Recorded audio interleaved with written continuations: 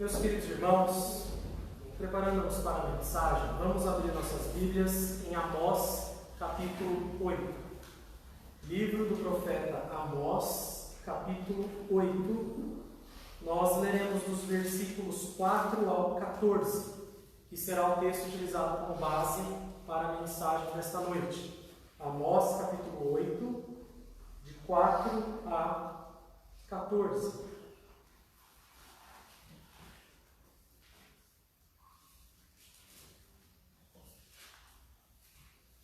Acompanhe a leitura que eu farei da palavra de Deus. Diz assim: Ouvi isto, vós que tendes gana contra o necessitado, e destruís os miseráveis da terra, dizendo: quando passará a festa da lua nova para vendermos os cereais? E o sábado para abrirmos os celeiros de trigo, diminuindo o efa e aumentando o ciclo, e procedendo dolosamente com balanças enganadoras, para comprarmos os pobres por dinheiro e os necessitados por um par de sandálias, e vendermos o refúgio do trigo? Jurou o Senhor pela glória de Jacó: eu não me esquecerei de todas as suas obras para sempre. Por causa disso, não estranhará a terra, e não se enlutará todo aquele que habita nela.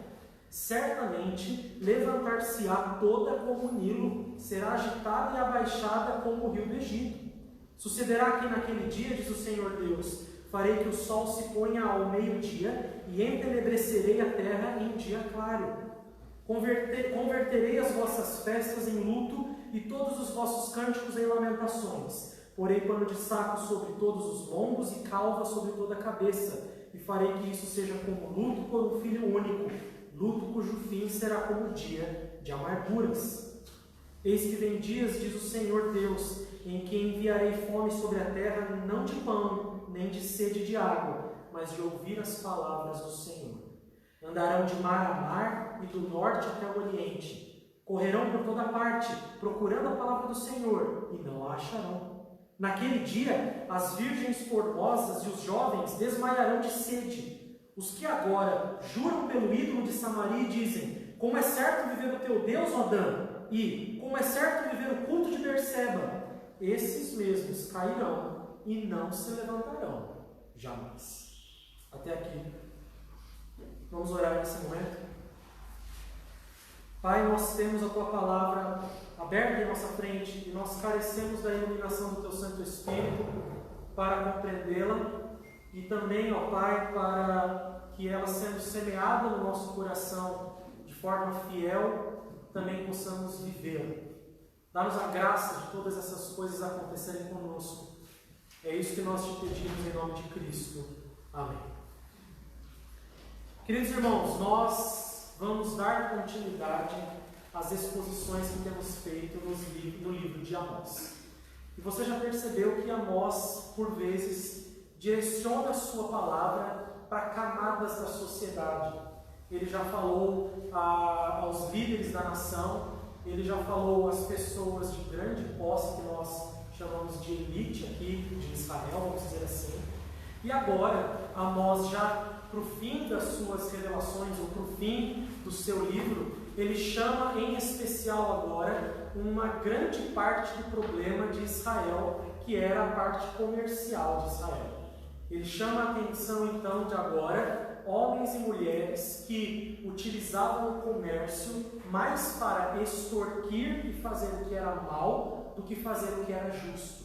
Então veja só como funcionava a questão em Israel naquela época.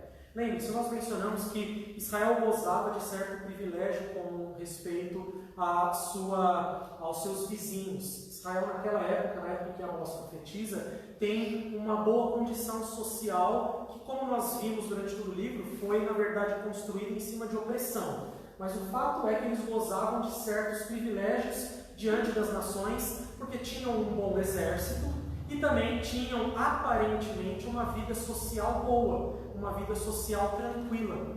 Mas isso, como nós vamos ver nesse texto de hoje, era à custa ou era às despesas das pessoas que são mais pobres. Então, na verdade, o comércio de Israel prosperava porque ele explorava as pessoas de menor poder aquisitivo. Era isso que eles faziam. E eles faziam isso da medida como Amós escreveu aqui. Então ele diz: ouvi isto, vós que tendes gana contra o necessitado e destruís os miseráveis da terra, dizendo. E olha aqui que coisa interessante, irmãos, como novamente Amós vai colocar a questão em perspectiva com o culto prestado no Reino do Norte.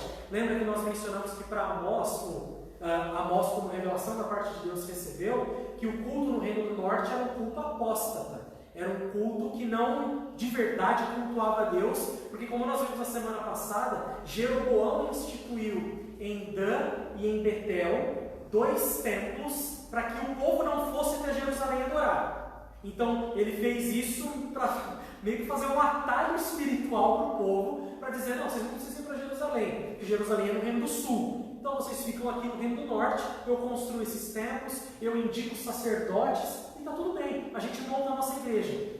Quase nada parecido com o que acontece hoje, né? Olha, eu não estou satisfeito aqui, mas eu vou montar a minha. Eu monto a minha, que isso daí pelo menos agora, estou tranquilo, eu faço do meu jeito, eu faço como eu quero, e a arrecadação fica só para mim. Não, imagina, nunca está quase vendo arrecadação, né? Claro que não, né? Sou só eu que tenho um coração ruim mesmo. Então, o fato é que Amós agora, ele está dizendo assim: esses homens e mulheres que usam o comércio injustamente, eles usam por pretexto a religiosidade do povo. Olha que coisa absurda. Como é que eles negociavam as coisas? Quando passará a festa da lua nova para vendermos os cereais? E o sábado para abrirmos os celeiros de trigo, diminuindo o efa e aumentando o ciclo, e procedendo dolosamente com balanças enganadoras? Presta atenção no que está acontecendo. Esses homens e mulheres comerciantes de Israel no Reino do Norte nessa época, eles faziam o culto em Dan, em Berseba, em Betel, eles faziam o culto nesses lugares, mas eles estavam longe de Deus, porque enquanto eles cultuavam a Deus, qual que era a preocupação deles? Quando que eu vou conseguir lucrar em cima desses miseráveis? Quando vai voltar a abrir o comércio de novo, para eu poder vender meu cereal e eu poder extorquir aquele pobre? Aqui já vem uma lição preciosíssima para nós, meus queridos irmãos. Quantas não são as vezes que nós nos pegamos no culto ao Senhor com preocupações que não fazem parte do plano? Quantos de nós estamos aqui agora ouvindo a palavra e a sua cabeça está num boleto que vence segunda-feira? Quantos de nós está aqui agora e a sua cabeça está fervendo por causa do seu trabalho, por causa da sua família, por causa das coisas que você tem para fazer durante a semana? Então Amós denuncia novamente o culto hipócrita de Israel do Antigo Testamento, que não só era hipócrita no sentido formal, porque eles estavam no lugar errado e fazendo da forma errada o que precisava, mas também no sentido espiritual da coisa. Eles não iam lá para verdadeiramente cultuar a Deus. Eles não iam lá para se derramar diante de Deus, para prestar louvor e adoração, não. Eles iam lá com a cabeça no trabalho, com a cabeça no comércio. E a gente vai perceber que o comércio deles é completamente injusto. Meus queridos irmãos, que exortação para nossa época. Que exortação. Quantas vezes eu, André, pastor da igreja, quantas vezes eu fiz errado porque estava cultuando a Deus e a minha cabeça estava em outro lugar. E pode ser, entre aspas, coisas legítimas como, por exemplo, o seu trabalho, vamos dizer assim, coisas legítimas como um familiar, uma saúde debilitada, tranquilo, mas pode ser coisas como, por exemplo, absurdas, como meu time de futebol. No culto, pensando se meu time ganhou ou perdeu hoje. Querido irmão, que absurdo. Que absurdo. É isso que Amós está denunciando que o Reino do Norte estava fazendo. Aquelas pessoas, elas estavam indo ao culto, mas não cultuando de coração. Não havia culto, havia formalidade. É óbvio, o culto deles era diferente do nosso. Eles chegavam, ofereciam um cordeiro, compravam uma pombinha, tal, comiam as coisas na presença ali. Era todo um culto diferente do nosso, mas a essência é a mesma. Eles deveriam estar lá para cultuar a Deus, para se alegrar em Deus, para pensar nas coisas de Deus. Mas eles estavam lá só de corpo presente.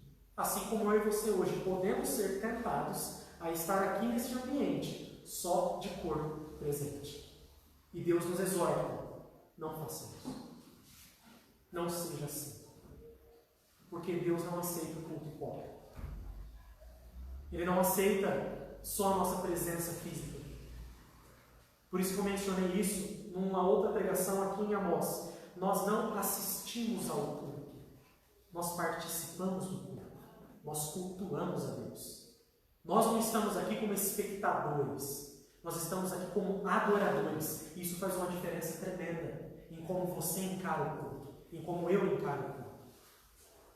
Não é só eu que estou aqui para cultuar a Deus porque eu vim pregar.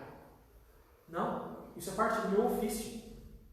Você está aqui porque você veio cultuar a Deus, adorar a Deus, louvar a Deus, ouvir a voz de Deus, se arrepender na presença de Deus, se alegrar na presença de Deus. Tudo isso.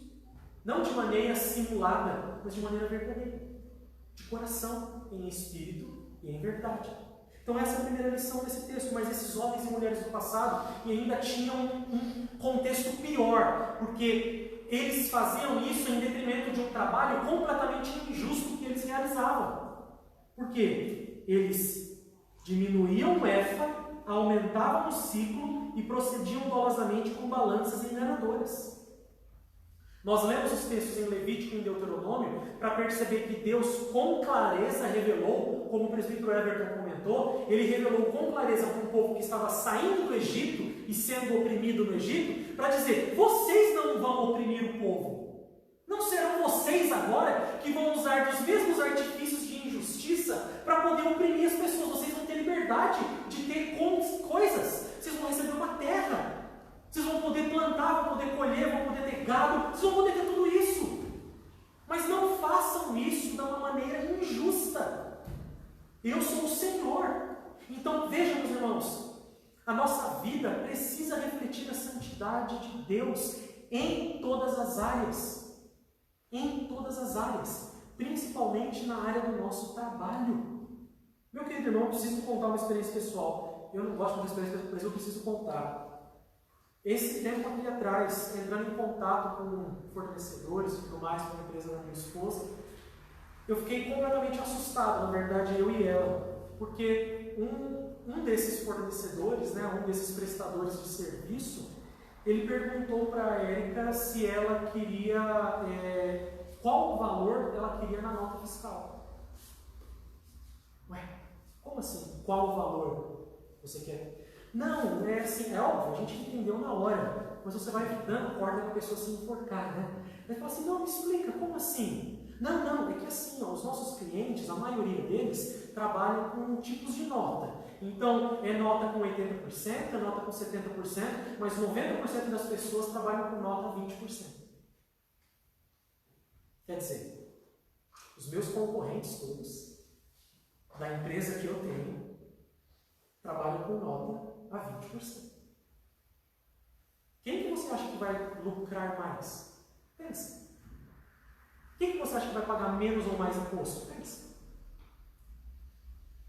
Veja, meu querido irmão, eu estou te dando um exemplo concreto do nosso dia a dia. Acontece o tempo todo. Eu e você somos tentados a dar um jeitinho nas circunstâncias. Eu e você somos tentados a pensar que se a gente fraudar uma nota, vai ganhar mais. Nós somos tentados a pensar assim. E a gente esquece que os nossos negócios e a nossa vida estão diante de Deus. Ele sabe se o peso é injusto. Ele sabe. Ele sabe, no caso das pessoas lá, quando iam pesar para si, colocavam um peso diferente. Quando ia pesar para o outro, colocava aquele peso para ele ter mais lucro, para ele sair na vantagem. Era assim que ele fazia. Ele sabe quando eu e você vamos dar um jeitinho para ter mais vantagem nos nossos negócios ou na nossa vida profissional. Ele sabe. E ele diz: isto é abominação. Se vocês fizerem isso continuamente, vocês serão amaldiçoados. É isso que Deus claramente nos ensina.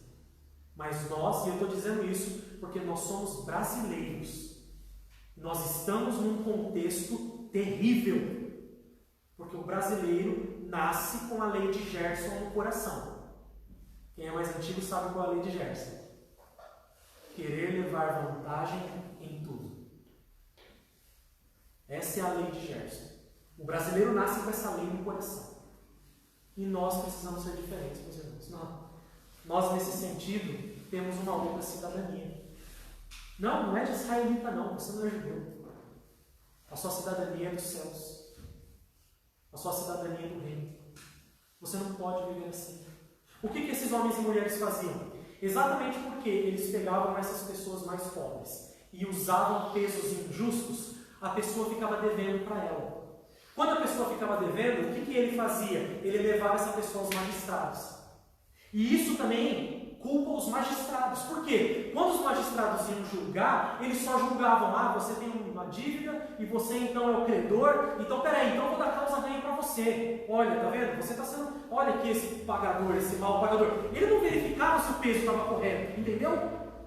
Qual que ele deveria ser o papel dele? Ir lá e falar, não, então vamos conferir esses pesos aqui que você está usando. Vamos fazer isso para ver se está tudo certo. Antes de você colocar o seu irmão aqui no juízo, vamos fazer isso. Eles não faziam isso. Que é o que Deus diz que eles torciam a justiça.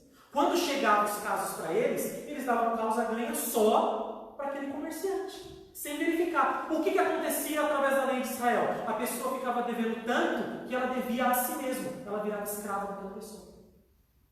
Então o cara ganhava várias vezes. Ele ganhava no que vendia, no que comprava, injustamente, né? No que vendia, no que comprava, e ainda depois ganhava o escravo.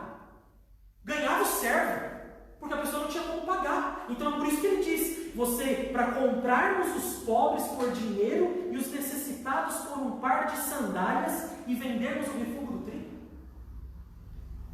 Eu não vou deixar passar esse valorzinho não. A parábola que Jesus conta do conservo. Lembra? Um servo tinha uma dívida com o Senhor. Ele foi na presença desse Senhor e implorou uma dívida impagável. Impagável. Ele foi e implorou. O Senhor disse, tudo bem, meu querido. Tá bom, eu vou perdoar sua dívida. Pode ir. Quando ele chega na rua, saindo da presença do Senhor, ele encontra um conservo que deve para ele uma quantia irrisória. Irrisória. Não só irrisória perto do que ele devia, mas irrisória para os relacionamentos pessoais. R$10, R$20. E aí ele mete a pessoa no cárcere por causa disso. Quando o Senhor fica sabendo, ele fica doido. Ele fica inflamado de ira, porque ele pensa, eu perdoei você de uma dívida impossível de você me pagar. E você lança o seu irmão no cárcere por uma dívida irrisória? Era isso que acontecia em Israel nessa época. As pessoas tinham dívidas que iam se acumulando, porque os pesos eram injustos, as balanças eram profanadas, e aí então chegava numa hora que a pessoa não tinha mais o que fazer para pagar. Ela fazia o quê? Vendia a si mesma e a sua família. Virava servo daquela. Percebe esse círculo vicioso? Percebe que impressionante, meus irmãos, injustiça? Nosso mundo vive assim. O nosso mundo vive desse jeito.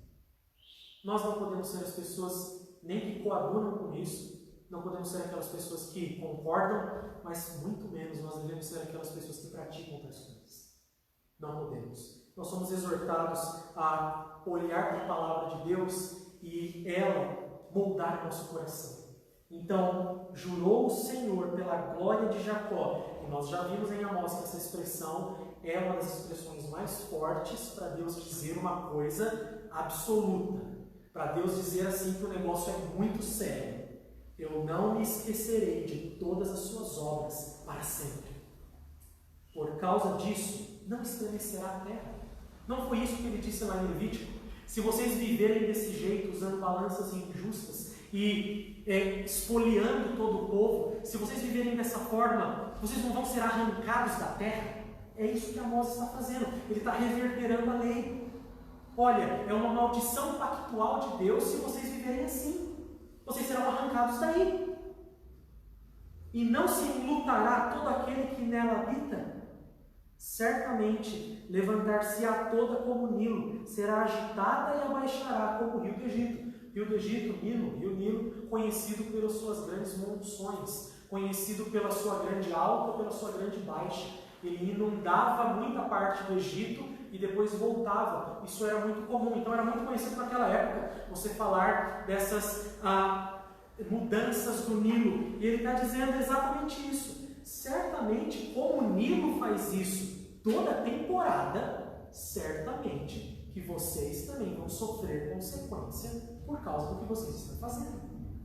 Sucederá que naquele dia, diz o Senhor Deus, farei que o sol se ponha ao meio-dia e entenebrecerei a terra no dia claro. Converterei as vossas festas em luto e todos os vossos cânticos em lamentações. Porei pano de saco sobre todos os lombos e calva sobre toda a cabeça. E farei que isso seja como luto por um filho único, luto cujo fim será como o dia de amarguras.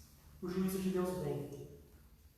E o juízo de Deus viria, como nós temos visto, através da Assíria, que invadiria a terra, que destruiria o reino do norte e que faria com que caísse a capital Samaria. E o reino do norte jamais conseguiu se levantar novamente como nação, vamos dizer assim.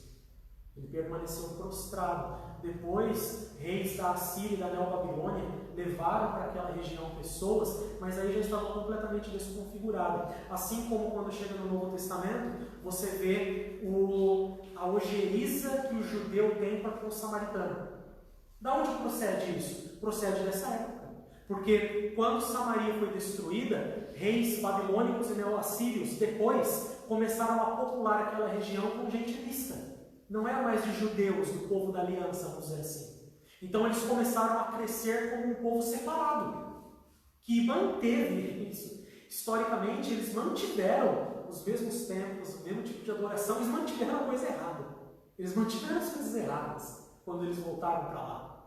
Mas aí então criou uma rivalidade histórica entre os judeus e os samaritanos, considerando os samaritanos nem mais como irmãos judeus nesse sentido. Vem daqui, tá? Então ele está dizendo, olha, haverá um dia que eu trarei isso, que eu realizarei o juízo. É uma linguagem de juízo. Mas Deus não só disciplina seu povo, meus irmãos, com respeito à disciplina que ele traz, física, vamos pensar assim.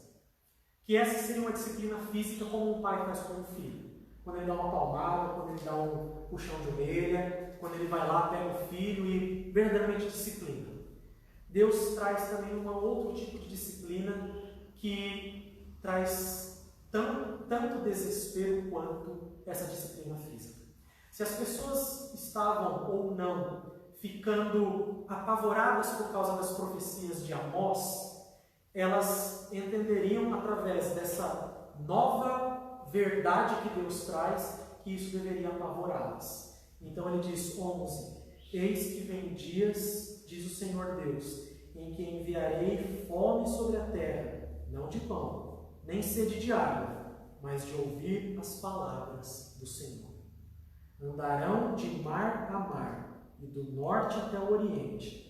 Correrão por toda parte, procurando a palavra do Senhor, e não a acharão. Naquele dia, as virgens formosas e os jovens, virgens formosas, tradução de formosas também pode ser fortes, tá? Então, as virgens fortes e os jovens desmaiarão de sede. Os que agora juram pelo ídolo de Samaria e dizem: como é certo viver o teu Deus, ó Dan, e como é certo viver o culto de Berseba, esses mesmos cairão e não se levantarão jamais. Existe uma outra disciplina da parte do Senhor que é tão terrível quanto a disciplina do castigo físico, se assim nós podemos definir, que é a disciplina do castigo de Deus retirar a sua palavra do seu povo. Meu querido irmão, como bem enfatizou o presbítero Leandro na liturgia, olhe a graça e a misericórdia de Deus em nos dar acesso à sua palavra. Olhe a oportunidade e o privilégio que nós temos de termos acesso facílimo à palavra de Deus, de podermos, com a graça e com a misericórdia de Deus, sermos semanalmente alimentados por sua palavra. E Deus aqui traz uma disciplina duríssima para o Reino do Norte, porque Ele disse que chegaria um tempo que as pessoas não sofreriam de fome ou sede, mas sofreriam porque a palavra haveria de ser cessada. A palavra desapareceria daquele contexto. E esse daqui, meus irmãos, é um contexto de desespero. É isso que eu quero que você compreenda. Esses homens e mulheres que ficaram, eles provavelmente não só desesperaram da sua vida e dos seus bens e da sua família por causa da invasão da Assíria, mas eles deveriam aprender a desesperar porque Deus estaria dizendo: eu não vou mais mandar profetas para vocês.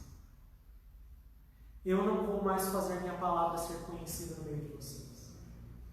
E meus queridos irmãos, como eu tentei fazer um paralelo com a disciplina física de pai e mãe, quantos de nós não são aqueles que talvez soframos porque não temos mais pai e mãe para nos dar bons conselhos, para nos direcionar no bom caminho? E quanta falta não sentem aquelas pessoas que recebiam isso e que talvez desprezavam enquanto os pais estavam perto ou eram vivos. Mas aí quando Deus leva, você sente falta. Meu querido irmão, não espere Deus levar a sua palavra para você sentir falta. Não espere você desesperar para procurar a palavra. Por isso nós lemos Isaías 55 na liturgia. Aquele que tem sede, venha. Aquele que tem fome, venha, e eu darei. Não deixe para procurar a palavra quando tudo mais for desespero. Infelizmente, nós talvez façamos assim. Nós vamos tentando todos os recursos que temos, tudo que podemos, toda a energia, toda a inteligência, toda a sabedoria que nós temos, nós vamos tentando. Mas nós não nos debruçamos sobre a palavra. Nós não nos alimentamos dela. Não procuramos que Deus, através dela, molde o nosso coração e dirija o nosso caminho. Para quando estar no desespero, você falar: pastor, me ajuda, estou precisando de uma palavra. Veja, meu querido irmão, o pastor vai te ajudar, com certeza. Com certeza. Mas eu quero que você entenda que a palavra não é o seu último recurso. Ela é o seu primeiro recurso. E uma, sim, feia disciplina da parte de Deus sobre o seu povo é quando este retira dele a sua voz. Quando este retira dele a sua palavra. E aqui, tanto palavra, a gente pode pensar na lei que havia sido revelada, quanto nos profetas que traziam a revelação da parte de Deus. Não importa, é a mesma coisa, é o mesmo contexto. E aí ele diz: as pessoas que nós consideramos mais fortes, mais vigorosas, os jovens e as virgens aqui, que são pessoas que, imagina que vai morrer de sede um cabra desse, a gente diz, né? Até parece que uma pessoa dessa morre de fome, olha aí como é uma fortaleza. Essas pessoas vão correr do norte ao oriente. Essas pessoas vão andar e não vão achar a palavra. E vão morrer sem achar a palavra. A maior disciplina que Deus traz sobre alguém é quando este Deus priva essa pessoa da sua palavra. Essa é uma disciplina terrível, Deus, que nós não podemos jamais, jamais nos esquecer. Nós não podemos jamais deixar de considerar que a facilidade e o acesso e a bênção que nós temos de ter a palavra semanalmente, dominicalmente, diariamente, é fruto da graça e da misericórdia de Deus, um privilégio que poucos homens e mulheres tiveram na história. e que talvez cristãos em lugares remotos também não tenham ainda hoje. Não sei se você já viu aqueles vídeos de Bíblia chegando na China. O desespero daquelas pessoas. Por que um missionário, quando chega em um lugar, uma das primeiras coisas que ele faz é traduzir a Bíblia no idioma das pessoas? É um legado da reforma. Porque a palavra de Deus precisa ser entendida por todos. Todos têm que ter acesso a ela. Mas, meus irmãos, ai de nós se Deus retirar a sua palavra do nosso mundo. Ai de nós. Vamos perecer. E aqui, a confiança no falso culto fazia com que as pessoas achassem que isso não aconteceria. Como é certo viver o teu Deus, Aldana. Como é certo viver o culto de Berseba. Eles desprezavam a palavra enquanto a tinham. E quando Deus tirasse deles, eles sentiriam falta. Eles talvez reconsiderariam. Não espere que Deus faça isso conosco. Pela graça e pela misericórdia de Deus, Ele não fará. Porque nem só de pão viverá o homem, mas de toda palavra que procede da boca de Deus. Esse alimento espiritual não pode ser desprezado. Ele não pode ser jamais deixado de lado. Jamais. E quem dá esse alimento é o próprio Senhor Cristo Jesus. Eu sou o pão que desceu do céu. Olha só que coisa maravilhosa.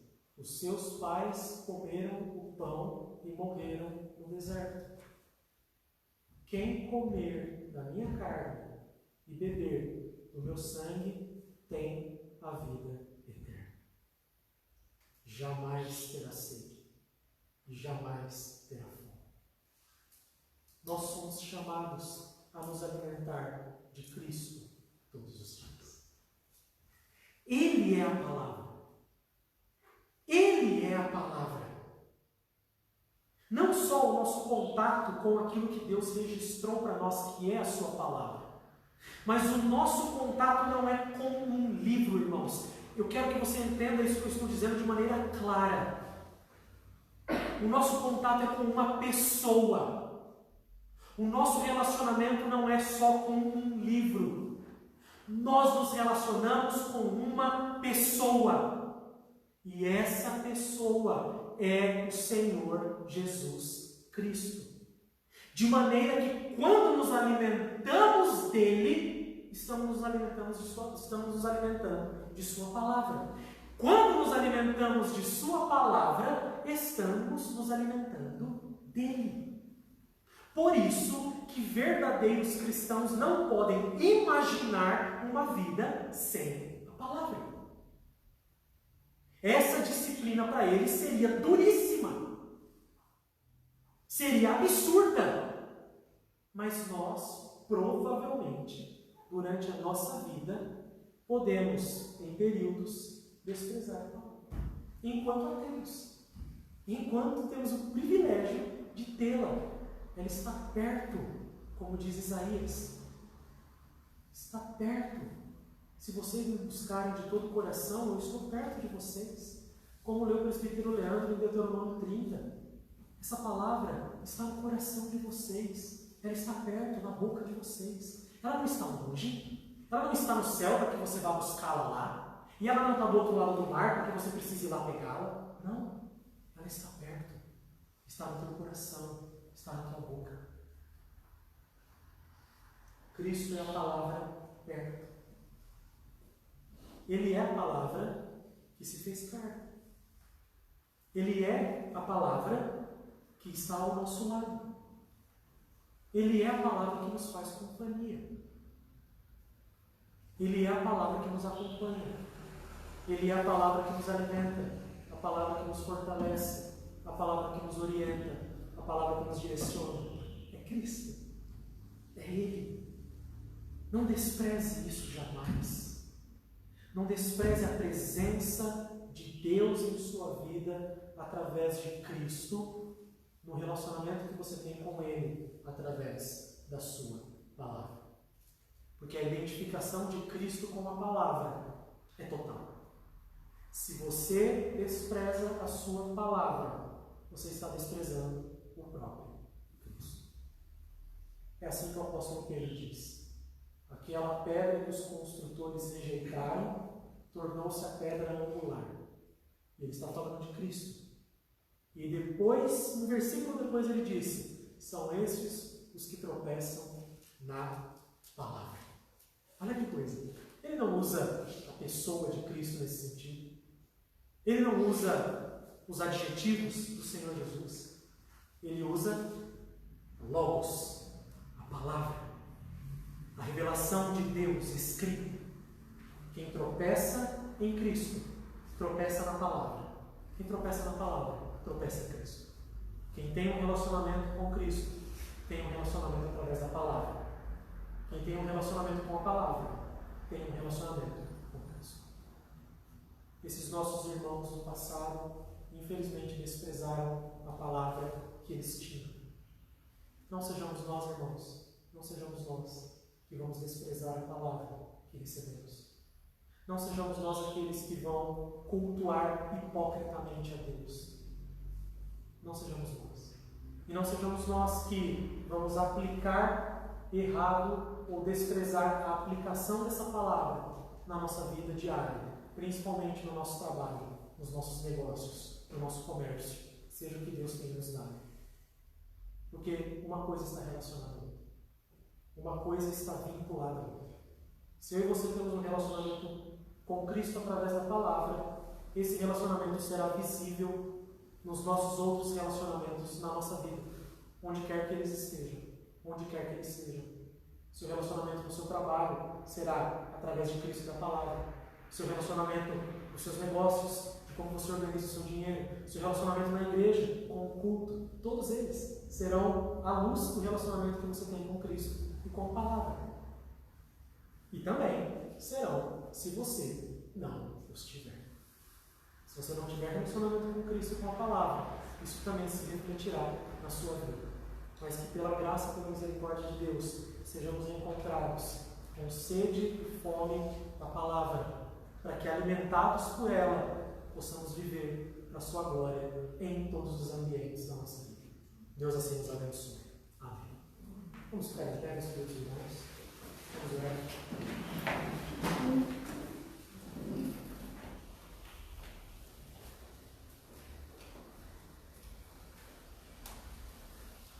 Depois da oração, repetiremos. Senhor, nós te damos graças porque a tua palavra pode ser pregada, pode ser escutada, pode ser lida, e isso é um privilégio que o Senhor nos concedeu. Ó Pai, ajuda-nos a não desprezá-la. Não desprezá-la primeiro no nosso contato com ela, porque estaremos desprezando o nosso relacionamento com teu Filho.